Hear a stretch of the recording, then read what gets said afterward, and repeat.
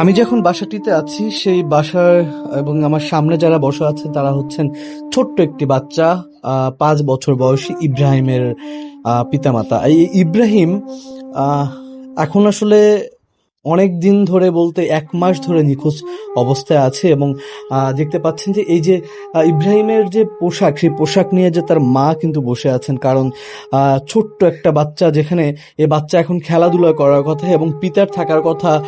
পিতা কিন্তু একটি ক্ষুদ্র ব্যবসা করেন, যে ব্যবসাটা হচ্ছে বেলপুরির যে ব্যবসা, সেই ব্যবসা করেন। তিনি এখন ব্যবসা থাকার কথা, কিন্তু এই ছেলের শোক, ছেলে কিন্তু এখন পর্যন্ত, যে ছোট্ট ইব্রাহিম, এই ইব্রাহিম এখন পর্যন্ত নিখোঁজ প্রায় 1 মাস ধরে।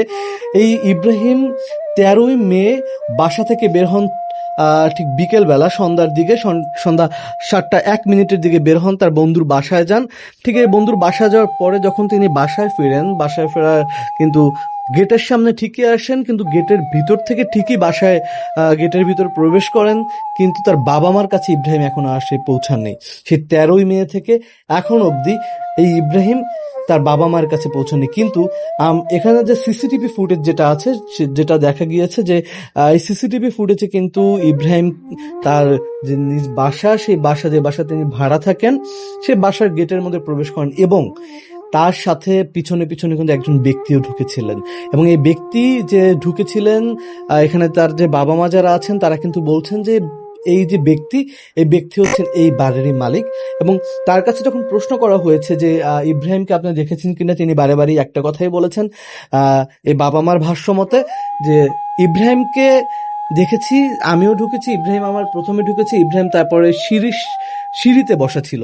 কিন্তু প্রশ্ন দ্বারা এখানে যে এই ছোট্ট বাচ্চাটা ইব্রাহিম সিঁড়ি থেকে কি উধাও হয়ে গেল? এই সিঁড়ি থেকে উধাও কিভাবে হতে পারে?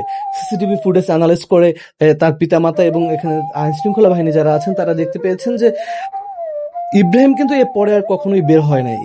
ঠিক এই বাসার মধ্যে যে ঢুকেছেন, এরপরে ইব্রাহিমকে আর খুঁজে পাওয়া যায়নি। আসলে আমরা একটু জানতে চাই যে এই ইব্রাহিমকে যে আহ, খুঁজে পাওয়া যায়নি, তাকে কি কোনো আপনারা শব্দ শুনেছেন বা ওর কোনো চিৎকার বা এমন কোনো কিছু? হ্যাঁ, ওই যে পিছনে যে লোকটা ঢুকছে, ঢোকার পর কিছুক্ষণ 10 মিনিট বা এর মধ্যে কিছুক্ষণ সময় আওয়াজ হচ্ছে যে বাবা বাবা বাবা, এরকম কয়েকটা আওয়াজ দিছে। এবার মায় বাইরে আয় না, মায় বাইরে আয় না। তখন মা বাসায় ছিলেন, আমি তো ব্যবসায় গেছি। তো ওই ছেলে বাবাকেই বেশি আদর করে, বাবাকে আমি বেশি আদর করতাম, তাই বাবার ডাকটা আগে দিছে। স্পষ্ট ইব্রাহিমের ডাক যে ওনাকে উপরে এরকম নিয়ে যাওয়া হচ্ছে, মানে জোরপূর্বক নেওয়া হচ্ছে, তাই বাবা বাবা করে উনি ডাকছেন। মায় বাইরে আয় না, মায় বাইরে আয় না, এটা পরে স্পষ্ট ইব্রাহিমের আমার আওয়াজ আসছে।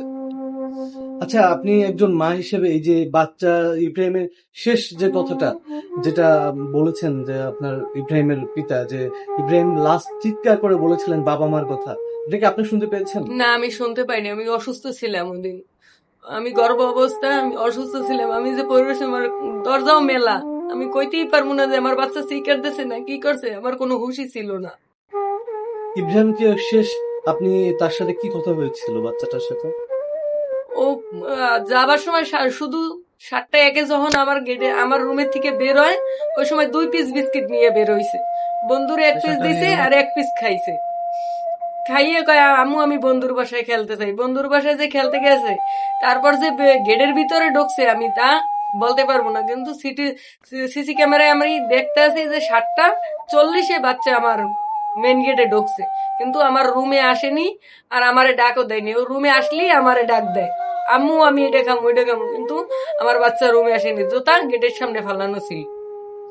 আচ্ছা, এই ইব্রাহিম, আপনারা যেটা বলেছিলেন যে বাসার মালিকের সাথে যে তিনি আসলে আপনারা কি এই বিষয়ে আর কোনো হুমকি বা কোনো থ্রেটের সম্মুখীন হয়েছেন কি? আমাদের ওই 2-3 দিন পর ওই জন্য মারামারি কথা হুমকি দিয়েছেন, এই জন্য আমরা দূরে দূরে থেকে থানায় আসা যাওয়া করছি। আমরা বাসা অনেক দিয়েছিলাম না, তাই ঈদের 26 তারিখে আমরা থানায় গেছিলাম। থানাতে ওখানে যে থানা অফিস আদালত বন্ধ থাকবে, তারপর আমরা দেশে গেছি আমার 2টা ছেলে বাচ্চার সাথে দেখা করতে। তা আমরা দেশের থেকে যখন ঈদের ছুটি 1 তারিখে না 2 তারিখ বাসায় আসছি, তাকে 1 তারিখে বাসায় আসি, তাকে এখানে সবাই আওয়াজ দিচ্ছে যে তোমরা ছেলে পাইছো, ছেলে নিয়ে পালাই দেশে গেছো, ছেলে নিয়ে দেশে পালাই গেছো। এই ধরনের আওয়াজ আমাদের এখানে চলছে। এলাকার মানুষকে হুমকি তুমি দেওয়া হচ্ছে যে এলাকার মানুষ আর আমাদের গেটের সামনে কেউ আসে না।